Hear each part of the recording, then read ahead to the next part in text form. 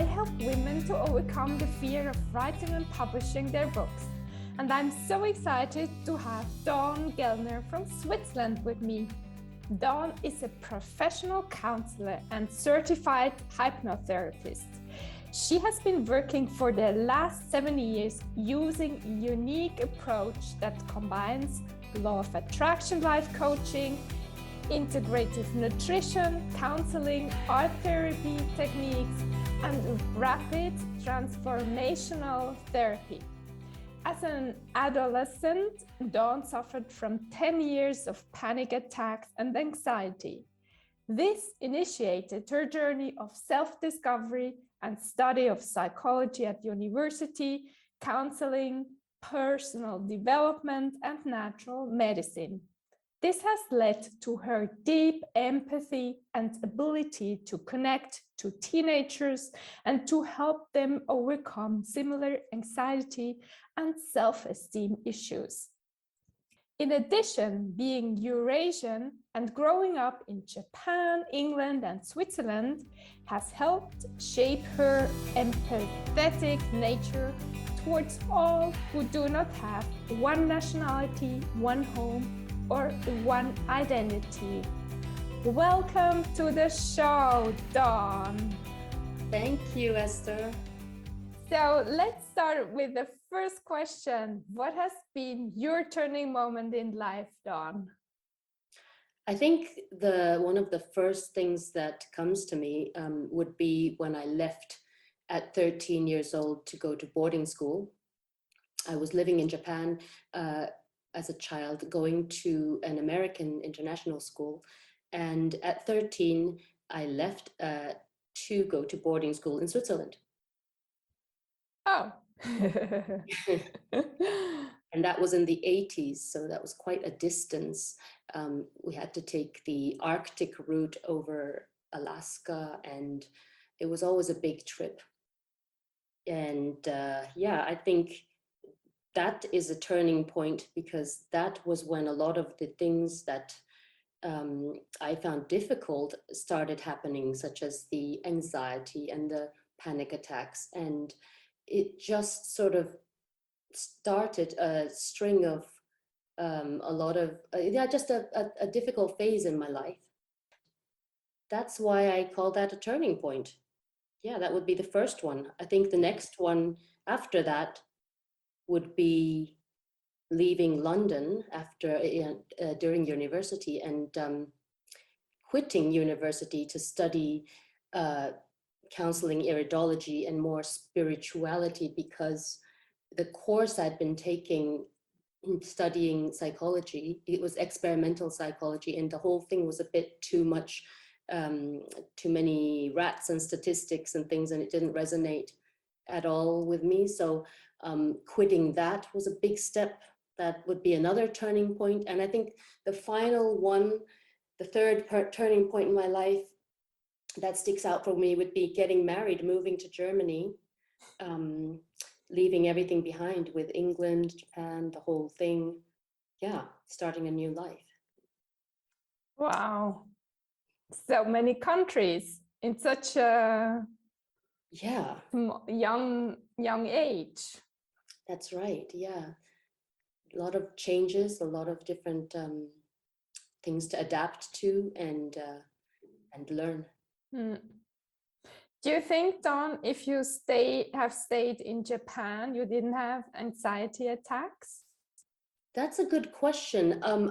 I think at some point it probably would have come out, because of the way that I was feeling in general about myself and things. I suppose you have different things in your life that trigger you, and mine just happened to come at that time. So that's a good question. I guess I would have had to do my self-development one way or the other. And what do you think made these attacks come out? Or what were the issues behind? Yeah, I think that being away from home and security, and my mother and father, everything brought about like a separation anxiety, but also I think growing up, I was just quite a people pleaser, bit of a perfectionist, unable to really identify with any feelings that I didn't want, and trying very hard to be a certain way. And I think not giving a voice to my feelings, or even being able to be conscious of them, was probably the start, the root of all of that. It had to come out somewhere, you know. What helped you the most to get this self-esteem which you have today? Ooh, well, I think that was a big journey. You know, I suffered from panic attacks for 10 years. And at the same time, I was growing up.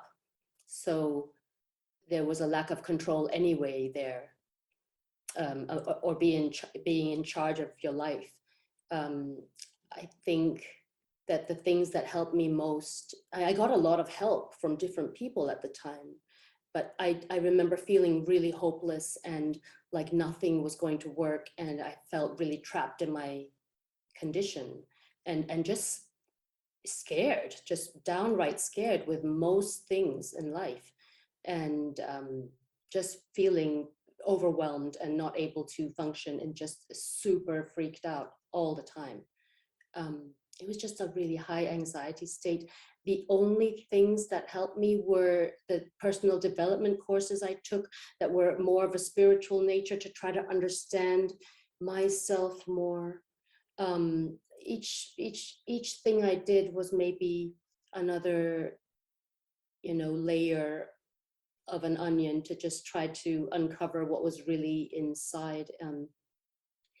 I think what healed me really was also just being with my husband, and just kind of having children, and just living my life, and just having to just show up for them as well, and just and everything combined.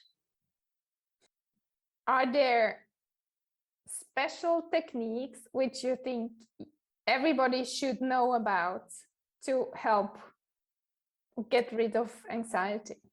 Yeah, well, one of the things that I use, of course, is this rapid transformational therapy, that really addresses the root cause of people's issues.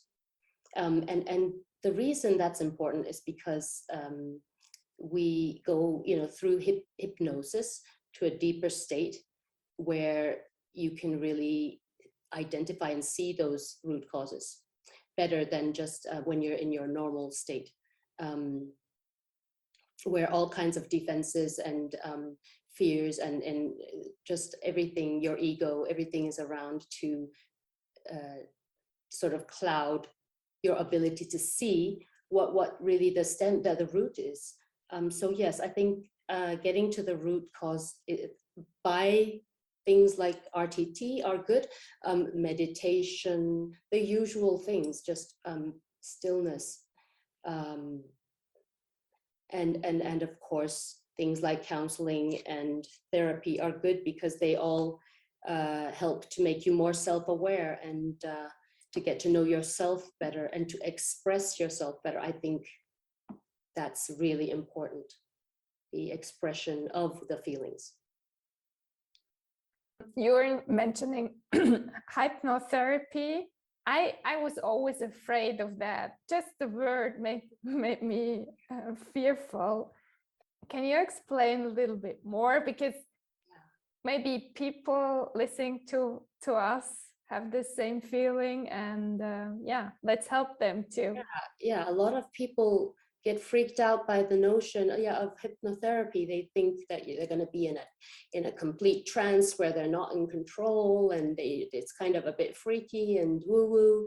But I think it's just a really a deeper state, where you're in an alpha state, almost like when you're daydreaming, or when you're in a car driving and you sort of switch off and you're at your destination, and you're not really aware of how you got there. You're always fully in control, and you know what's going on. So you never have to say or do anything you don't want to do. And that is something that should reassure people. You're only really getting really in a relaxed state that allows for you to see your subconscious more clearly. And when you come back from this hypnotic state and you have seen things maybe you can't interpret, what do you do with these clients, or how do you help them to We understand? go back during hypnosis. We regress back to some scenes in their lives, in the client's life, that really go back to the root cause of the problem, of the issue. It's always important that the client identifies one thing at a time that they want to work on, so that we're super specific. And normally this it's not a problem to go back to these scenes that caused the problem, and then we just talk through that during hypnosis. It sounds interesting. It is. Yes, it is. It's really fascinating. Every time is fascinating. And we also go through some different processes during the hypnosis to really let go of some of the things that come up, and also to transform the information into better information so that you can heal from your problems. And what do you do with children who are suffering from anxiety? So if the children are under like 7 years old, then I probably would not regress them. It would be more of a putting them into a hypnotic state, but just for giving the right information to their minds. I don't normally have to regress for that. Regression, I think if you're an adolescent, you're older, you're a teenager, then it has more significance probably, but yes. So it really depends on how severe the problem is and what the problem is, and how old the child is. And if someone listening now has a child who is very anxious, fearful, as I was a long time, what would you recommend to do? I would recommend that we first have a few sessions of counseling, just so that the child feels comfortable and feels a rapport with the therapist. And once the child feels comfortable, then it's much more easier to either do the hypnosis, or maybe it's not even necessary at all, because sometimes the child might just need to express their emotion, or talk through their things. Do you think children who are very anxious, they have also parents who are anxious? That could be a lot of the time, yes, but it's not necessarily a direct correlation, I think. I think that we definitely model our parents' behavior, yes. And even the parents just being a certain way, like too much pressure can give anxiety to a child, or even the parent putting too much pressure on themselves can give anxiety to the child. So yeah, of course, I think if the parent gives the child the impression that they're really in control and calm, that definitely is a support. Yes. Because I just remember my parents, they have been so anxious that everything, until today, they're 86 now, 87, everything can go wrong. And I took that from them, for sure. Yeah, I think, that makes perfect sense. For sure, the way that your parents see the world, that's how you see the world, because you learn as a child. Absolutely. So in that sense, yes.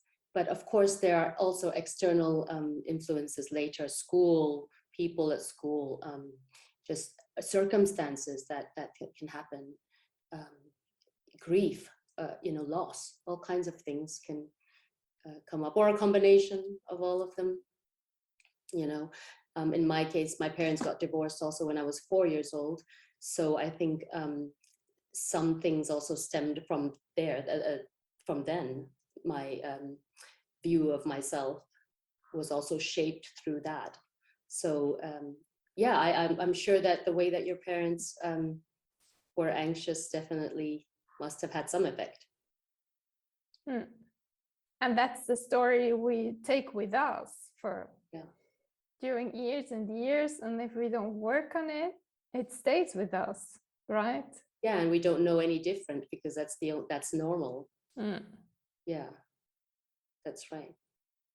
What was the last moment you were feeling fearful, and how did you cope with it? How did you help yourself? That's an interesting question. I for someone who suffered from a lot of fear when I was younger, it's something that I don't have anymore. I'm not at all scared of having a panic attack or of anxiety anymore. I feel like the normal responses to stress, like if you would have to give a speech, or if you would have to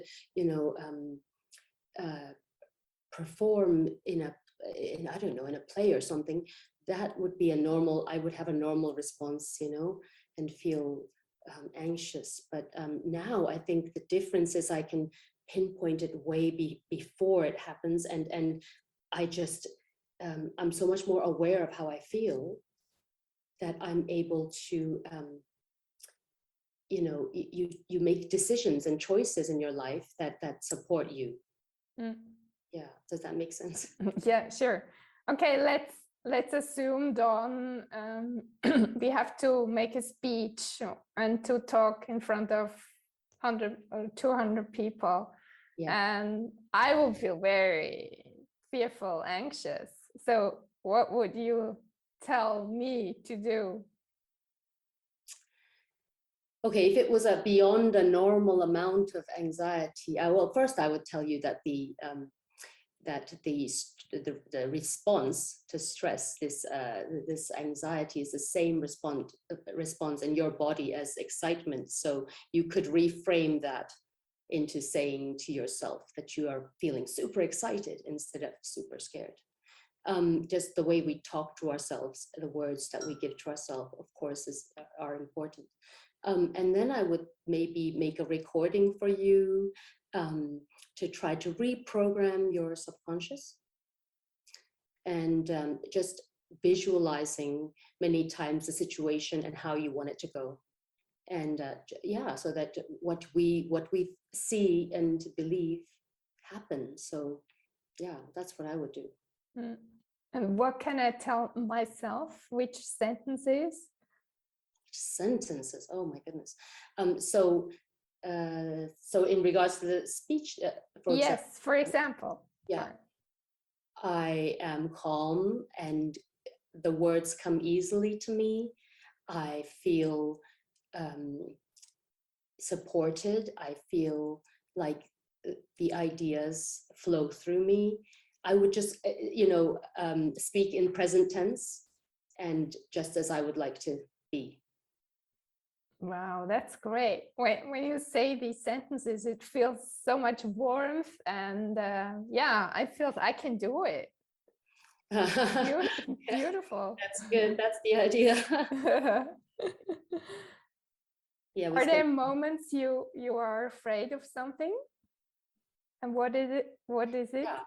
I think sometimes I'm afraid of my children not being okay, which I guess a lot of parents worry about their kids. So for me, that's a source of anxiety. I worry about losing my mother, who I have a very close relationship with, or my husband. So I think the things that scare me now are more things like loss, or just fear of aging, or fear of, some things that may lie ahead. But so being in the moment and bringing myself back to the present would be important. Yeah. And how are you talking to yourself in these moments? I say that, you know, whatever happens in your life, like whatever happens to me, I'm able to cope with it, as many generations have before. And no matter how painful something is, I'm going to live my life now to the fullest and to the best of my abilities, with no fear of being too close to somebody, or no fear of loss, because that gives me something, that gives me strength to cope with that later. That's the way that I'm trying to look at that. Beautiful. Thank you for sharing on that. Sounds great. So where can people reach you, Dawn?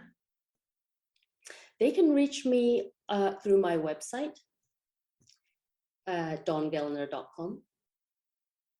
Yeah, all the information is on there. Okay. So let's say, what are the 3 most important messages you would love to give our audience now? Wow. Okay, so 3 important messages. So I think one of them is do what makes you feel good and what raises your vibration.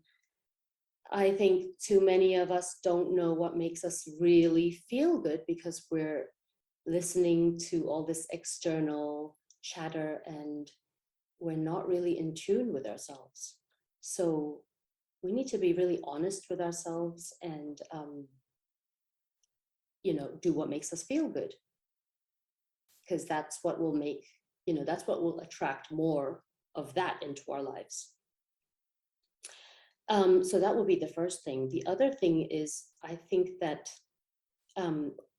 whatever you think you need, you probably, the thing that people sometimes, some people are worried about, you know, oh, am I eating the right foods? Or the other person's worried about, am I doing enough exercise? The other person's worried about, am I doing, you know, enough meditation, whatever. Everybody, you know, thinks they know what they need. And I think that we should remember that you probably need most what you're doing the least. And so if you find that you're hyper vigilant with your food, or you're or extreme in one direction, then it's probably not what you need. It's probably not about the food. You probably need to look at your, you know, your mental state or your emotional state. I think too many people get, they distract themselves looking for the answers in one thing, when in fact it's in a completely different thing. And that's different for everybody. So that could be the second thing. And let's see, third one, always follow your heart. Yeah, always follow your curiosity and your heart. I think the best things in my life have come when I followed my heart despite being scared. Having a third child, or that was a scary thing, I still did it. Just, you know, anything, often the things that you're scared of, if your heart is telling you to do them, then do them. Yeah, and I guess if I can squeeze in a fourth thing, it's something that has been on my mind a lot lately. It's just, I wish people would just not judge each other. We should just not judge other people, and especially in these times, you know, with Corona and with different mindsets and viewpoints and opinions. If we could just not judge each other, that would be really helpful. Very beautiful, Dawn. Thank you so much. That was the 4th point. Thank you, Esther. Very beautiful. So thank you for having been here. It's been an honor. Thank you so much.